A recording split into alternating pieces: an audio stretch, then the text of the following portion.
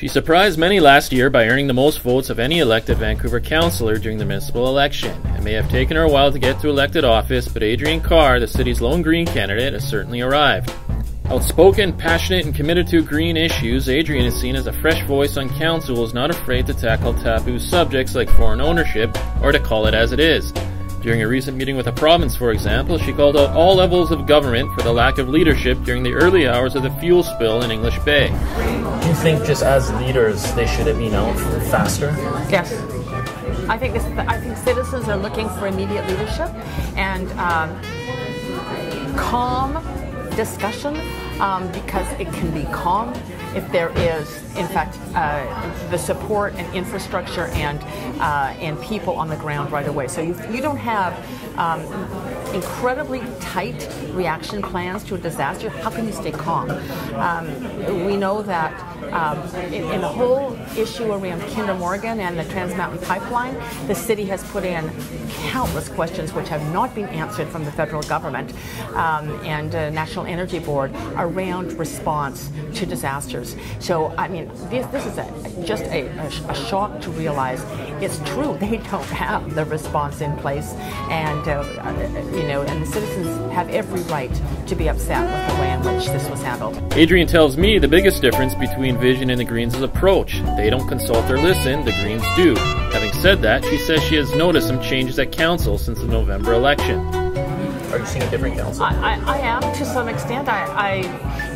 Some of the decisions still shake down the same, but it's a bit kinder and gentler. So in the last term, there were some pretty vicious attacks against me every time I voted differently than Vision, and I think that that's wrong in politics. I think we don't need that hyper-partisanship. I'm seeing a tempering down of the tone to some extent. Maybe that's the response to the public saying, well, number one, they did not give Vision the mandate that they gave them in the previous election, neither at school board or park board, and they knocked them back a seat at council and dropped their votes. So proportionately. So I think that they heard something, and I'm seeing it in the way in which council operates, during our sessions. Until recently, City Council has been reluctant to address head-on the impact foreign ownership might be having on the cost of housing in Metro Vancouver. It's a taboo subject, but Adriane says it needs to be addressed directly. Oh, I'm planning a motion. I am planning to broach this subject because it needs to be broached. And I'm not going to give you the whole gist of it because it is coming up. But you can imagine the real discussion right now is whether or not the problem exists.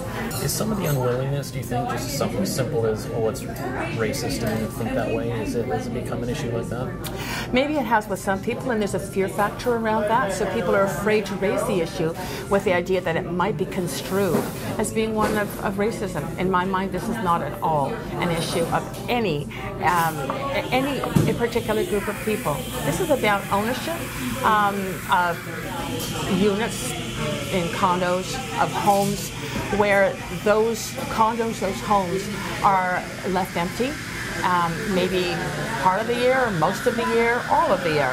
I don't know the answer to that because we don't have the data. But when they're left empty and when the investment is construed as just that, not an investment in a place to live, but an investment in terms of market investment, in terms of a strategy to invest money, I think that it skews the market for everyone who's trying to live here because it pushes the prices up. That's what we need to tackle.